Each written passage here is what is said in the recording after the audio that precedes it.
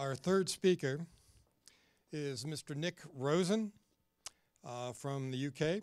He is an award-winning international TV producer, journalist, and the author of How to Live Off-Grid.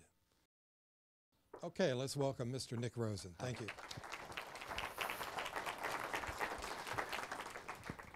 So thank you very much to Mondo Energy for inviting me all the way from London. If I seem a bit tired, it's because it's late in London. We're 7 hours ahead. But still, it's a pleasure to be here and to talk about my perspective on small nuclear energy, which I'm very pleased to be able to do because I think you'll find it slightly different from some of the other speakers here tonight. I'd always been anti-nuclear, ran in the family. There was this kind of liberal tradition of going on demonstrations against nuclear weapons. And it kind of spilt over to nuclear power. But my dad was a physicist, so that's me at the front there, not looking very happy. And so I kind of grew up with a proper understanding of nuclear, although anti both nuclear power and nuclear weapons.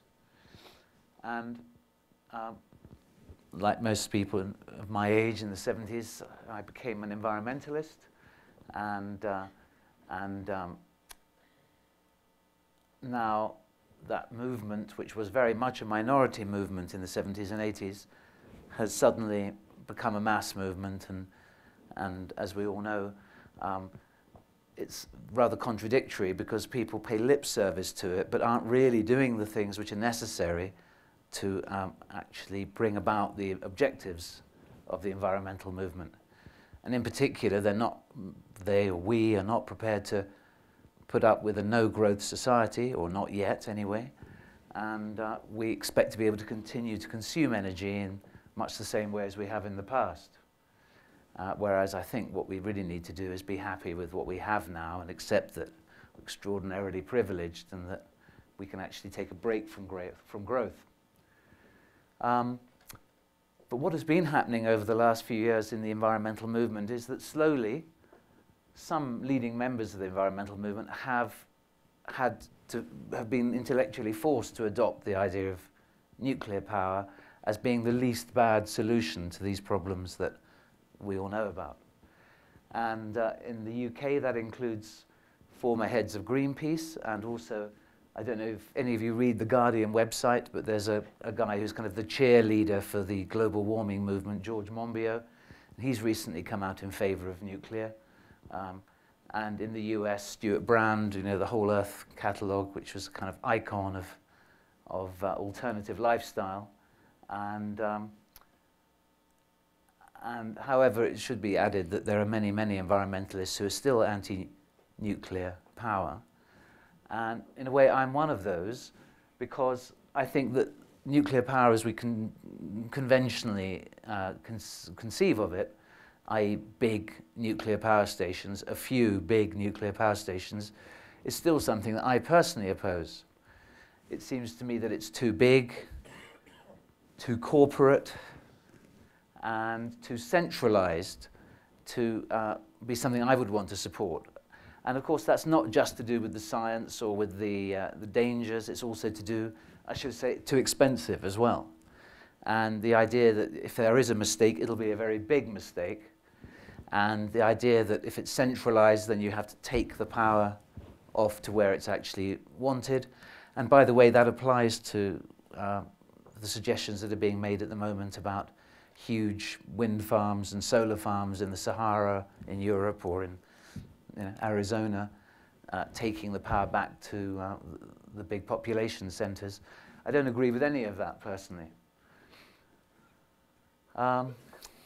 So I accidentally, I wish I could say through great foresight, but it wasn't, stumbled across this idea of living off-grid, which I think is one possible solution. And I'm not here to kind of sell it to you.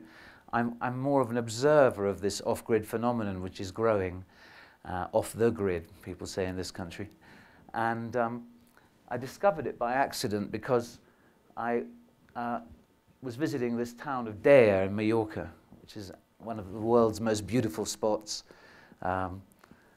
much favoured by Michael Douglas, and Jack Nicholson go there every summer. and it's one of those sort of beautiful people places. And I wanted my place there as well, and you know, this was about 15 years ago, and I didn't want to wait till I was as old as Jack Nicholson and Michael Douglas. But of course I couldn't afford it, because you've got to be a millionaire to be in Dea. And so there was only one solution. I found a shepherd's hut way up in the mountains for about $10,000. And I installed a shower, which was from rainwater, rainwater which was gathered at the top of the mountain, and I heated it with this little, not very ecological, but it was quite ecological, because of course I used hardly any power. Yes, it was gas, a non-renewable resource, and a little, you know, I don't know what you call them in this country, but combination boiler, combi boiler, that kind of provides instant hot water. And it worked for me, and it made me realize that if you live off the grid, part-time or full-time, then you suddenly respect energy a lot more, because its rarity becomes much more apparent to you. That's a view from the top of the mountain looking down on the new building which I've since built there. And this is just an American off-grid cabin of the sort that's kind of, you know, sort of the post-Thoreau cabin. And it's got the solar panel, and it's got the wood-burning stove, you can tell from the chimney. And I realized that this thing I was doing in Mallorca was living off-grid, and it was part of quite a big global phenomenon. And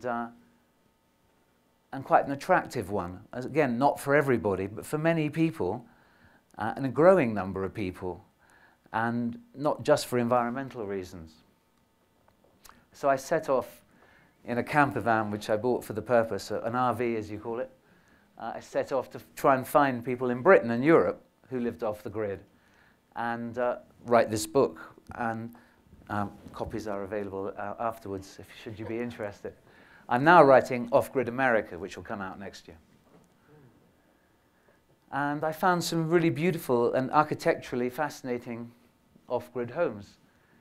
That one you can tell is, you know, is an architect design one, because it's rather posh.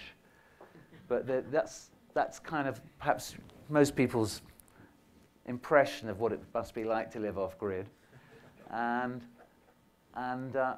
it's quite comfortable, really. It's surprising, but the combination of solar panels and wireless internet and the efficient wood-burning stoves mean that you can actually live in a lot more comfort than in the sort of back to the land days of the 70s.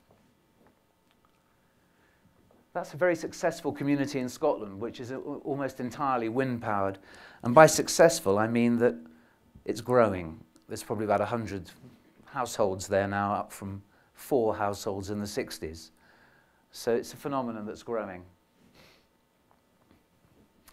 And even some quite impressive places can be off-grid. This is a small stately home in Devon, run by this chap, Hector Christie, whose father owns Glyndebourne, the opera centre. And he's taken his little inheritance off the grid.